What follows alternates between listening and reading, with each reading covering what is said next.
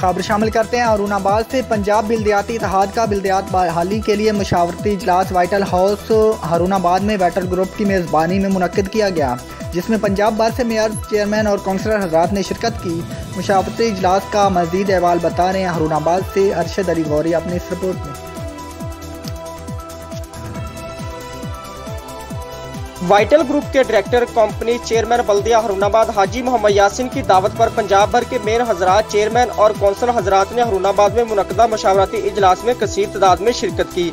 इजलास में supreme court से बल्दियाती अदारों की बहाली के फैसले पर हुकूमत की तरफ से अमल न करने पर तफ्तीश का इजहार किया गया और अदारों की बहाली का मुतालबा किया गया। मुकर्ररीन का कहना था कि बल्दियाती अदारों को खत्म करने से अवाम की हक तलफी हुई है, जिन्होंने अपने नुमाइंदे मुंतखब किए ताकि मुकामी सतह पर इनके मसाइल हल हो सके।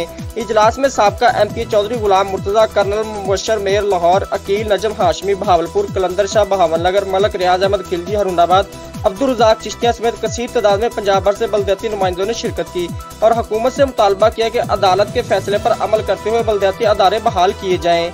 कैमरा टीम के साथ अरशद अली गौरी, हारूनाबाद।